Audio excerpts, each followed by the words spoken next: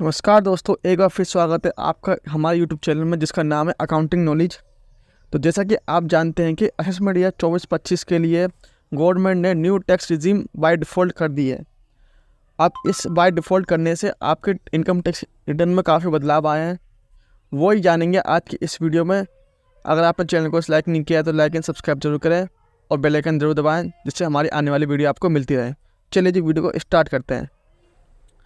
तो जैसा कि आपको पता था कि हमारी जो ITR होती थी पहले क्या करते थे, जैसे कि हमारी ITR की ड्यू डेट क्या होती थी। पहले हमारी ITR की जो नॉर्मल सीन सेक्शन में ITR हम फाइल करते थे, पहले 139(1), 139(4) और 139(5). 139(1) में आप नॉर्मली जो ITR फाइल करते थे बिना ड्यू डेट से पहले, जो कि होती थी 31 जुलाई, उससे पहले आप रिटर्न फाइल करते थे।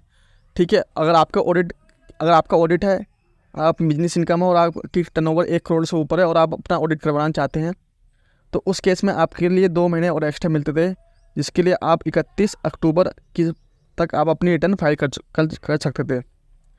लेकिन अगर क्या बाई चांस आप उसको रिटर्न फाइल नहीं कर पाए टाइमली, तो आप गवर्नमेंट ने आपको एक मौका और देती थी कि आप अपने VAT रिटर्न फाइल कर दीजिए, जिसमें आप क्या करना चाहेंगे कि इसमें आप अपने कुछ जो मान लीजिए आपकी 5 लाख से नीचे है तो आप 1,000 रुपये पेनल्टी देके, और उससे ऊपर है तो 5,000 रुपये पेनल्टी देके आप अपनी रिटर्न फाइल कर दीजिए। तो उसके लिए हम सेक्शन लेते थे 139(4), जो कि वेलेटेड होता था।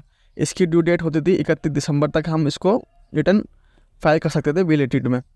अब एक और होते थे 139(5). अगर हमने जो रिटर्न पहले फाइल करी है वो उसको हम दोबारा रिवाइज, मान लीजिए कुछ उसमें करेक्शन करना है, कुछ गलती हो गई, उस करेक्शन को ठीक करने के लिए हम अपनी दूसरी रिटर्न फाइल करते थे, इसे बोलते थे 139(5).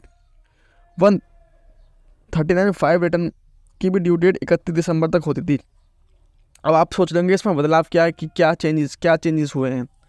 इसमें चेंजेस कुछ नहीं हुए। इसमें चेंजेस क्या हुए हैं कि जो आपके नया सेक्शन था 139, जो आपके न्यू टैक्स रिजीम है और ओल्ड टैक्स रिजीम है। न्यू टैक्स रिजीम में आपको पता है कि अगर आपने ऑप्टेन करेंगे तो उसमें कोई भी आपको डिडक्शन नहीं मिलेंगी, जो भी ATC की डिडक्शन वगैरह थी। और अगर आप ओल्ड टैक्स रिजीम में जाएंगे तो आपको सारी टैक्स रिजीम मिलेंगी, सारी डिडक्शन जो है आपके ATC वगैरह की, जिन भी आपने इन्वेस्टमेंट करी है वो आपको सारी मिलेंगी।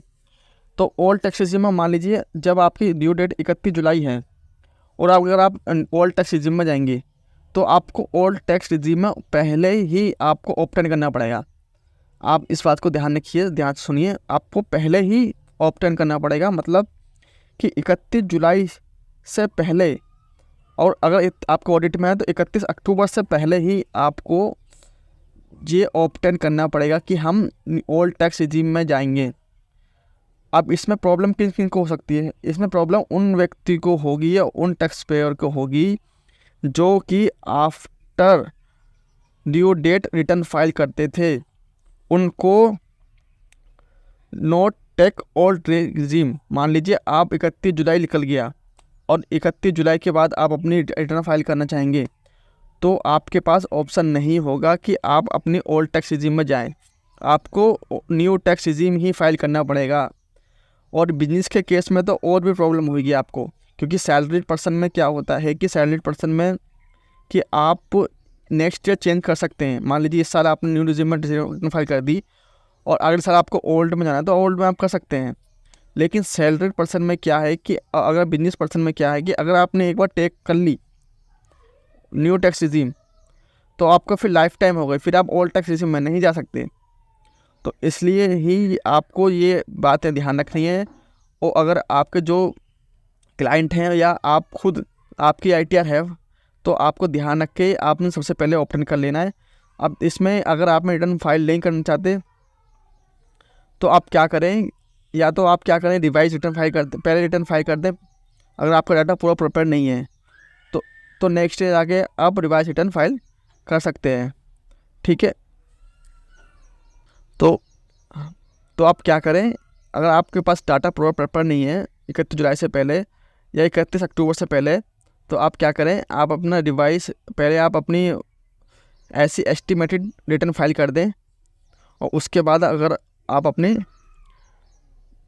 रिटर्न को रिवाइज कर दें। तो ये एक ऑप्शन है अगर आप ओल्ड टैक्स रिजीम में जाना चाहते हैं। और अगर आपका न्यू टैक्स रिजीम में ही आपको ITR फाइल करनी है तो आपके लिए कोई प्रॉब्लम नहीं है। तो ये थी आपके लिए बहुत सिंपल सी वीडियो। और आपको ये एक छोटा सा चेंजेस था ITR में, ये मैंने सोचा आपके लिए वीडियो बना दूँ। तो ये था बहुत छोटा सा चेंजेस। अगर आपको अच्छी लगी तो वीडियो को लाइक एंड सब्सक्राइब जरूर करें, और हमारी आने वाली वीडियो के लिए देखने के लिए बेल आइकन जरूर दबा के रखें। चलिए जी, फिर मिलते हैं अलग अलग वीडियो में। नमस्कार, धन्यवाद।